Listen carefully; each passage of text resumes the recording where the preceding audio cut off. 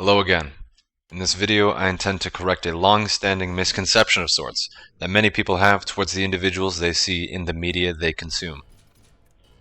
It would seem, from personal observations and the recollections of others, that when many people consume content, they do so with the expectation that within whatever content form they're consuming, the people involved will espouse ideas and behaviors that are similar or share a likeness to the same line of thought as the person consuming the content. In essence, people are expecting others to be similar to them in many ways, without taking into consideration the visible and non-visible factors that would indicate otherwise. People who think and behave in a rational manner are more likely to expect others to also conduct themselves in this way, and it is the eventual incongruence between this expectation for others and how reality plays out that angers people, that makes people really emotional over content they consume online. It stirs the pots of discontent and distaste for one another, and it is this effect that I would like to mitigate at all possible through content like this. The first and foremost matter to attend to is addressing the unfounded expectation that by virtue of being humans in general, everyone is magically one of those incredibly insightful and intelligent people that have brought forward our species, and that we characterize ourselves as relative to the animals that we truly are. This is unfortunately not the case. I see it as a great misfortune that the incredibly large majority are not and will never be even close to as productive as many of the greats in our history. And many certainly don't even conduct their matters anywhere close to as reasonably or rationally as our greats have.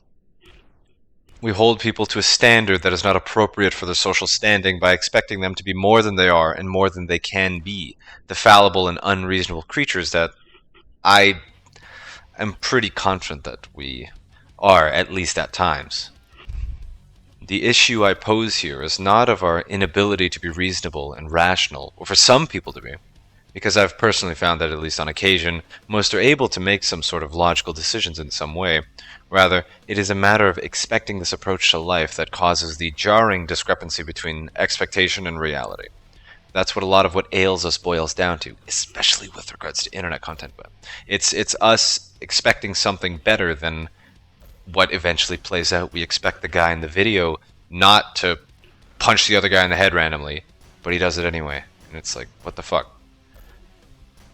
It would seem that in this case, there's an incongruence between what we expect of certain people and how they end up behaving in practice.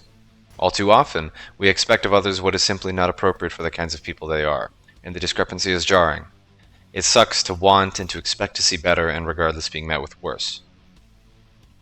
Now, this isn't to say not to have expectations for the behavior of others, rather that there should be some principles and context behind these expectations, to say the least.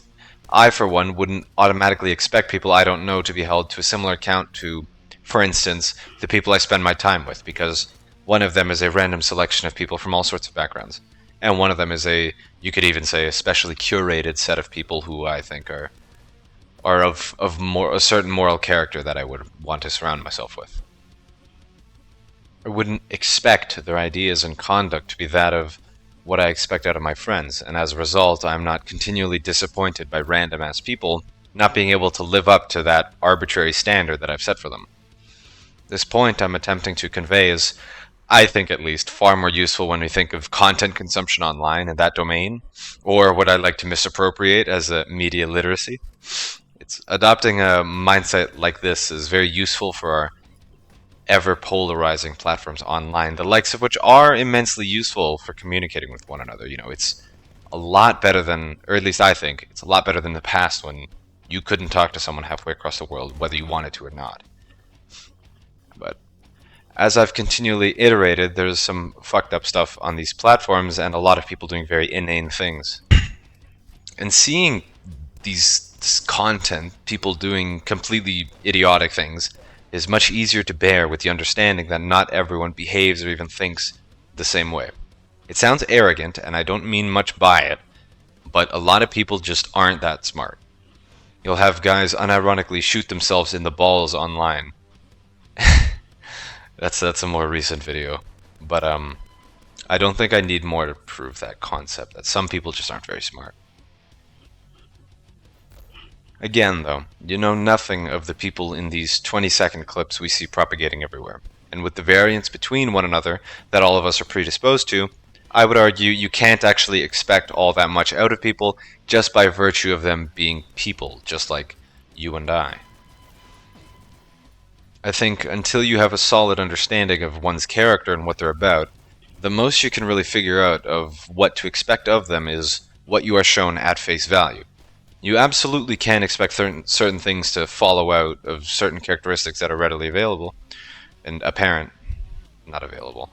Like a homeless drug addict, for instance, tends to be very easily identifiable as one, and through observing them looking and behaving fucked up, you can expect them to probably be fucked in the head and behave in such a manner. Maybe he'll be incoherent, maybe he'll threaten people around him, or he might even be a sane, normal guy who just fell on hard times continually, because that does happen to people. But the overarching mistake I want to iterate on is in expecting people to be this way, just a sane, normal guy who fell on hard times and is now smoking crack on the side of the road. I would rather have my expectations exceeded than underseated, because one is a pleasant surprise. It's a pleasant surprise to hear this homeless guy, it's because the circumstance is not good, but hearing that this is just like a regular ass person who has a story of his own and who has misfortunes of his own, who will maybe crawl out of the hell. That's a pleasant surprise, you could say, versus the reverse, which is expecting him to be better and paying the price of whatever the hell he might want to do. I don't know. And again, with ideas, this isn't to say that the ideas of people you don't know should be disregarded under some pessimistic assumption that they'll automatically be worse than yours. Nor is it to expect the worst out of people and treat them cold and callously. I wouldn't want to do that to a homeless guy, because he's just a guy. We're all people. And he's just a guy, whether or not he's fucked in the head or whether or not he's just a regular-ass dude. It's taking the self-defense strategy of overt pessimism, of like life denial, and just stepping back, say, okay, I can get hurt playing this game, so I'm not going to play it at all. And I think that creates more problems than it avoids. I would much rather play the game and get hurt and experience the joys of the game too than to have never played it at all. As is always the case, there's a strong and useful middle ground perspective in which you allow room for people to exceed your expectations, safeguard yourself from manipulative or harmful people right off the bat, whilst not also expecting the absolute worst out of the people you interact with on the day-to-day. The biggest caveat or asterisk to this whole mindset is that it is significantly more useful when utilized across day-to-day internet consumption instead of in person. That was the intention behind this video. This is geared towards the internet. It's a very useful mindset to adopt when you're consuming content online. Now, I think this, rather than being, for in-person, is because we already have some internal system for managing expectations and personal safety intrinsically. It's that off-put feeling when you walk down a city street, for us Canadians, it's like Toronto, and see some guy spazzing out on the sidewalk. I was out with a couple friends a couple months ago, and there was, some guy fucking cracked out of his mind, right? And you're just, whoa, it's an unsafe weariness. And I think we already have our discriminatory judgments that then lead into expectations of behavior and whatnot, already baked into our psychology from having to deal with one another for so many years. I mean, you deal with enough crackheads over the course of however many thousands of years we've evolved over, and eventually you start to identify them and understand that when people are in that position, they're not right in the head and they're not making sane and rational decisions under that mindset. But we don't have that response developed for the internet yet. It's a whole new world of adaptations that have yet to be made.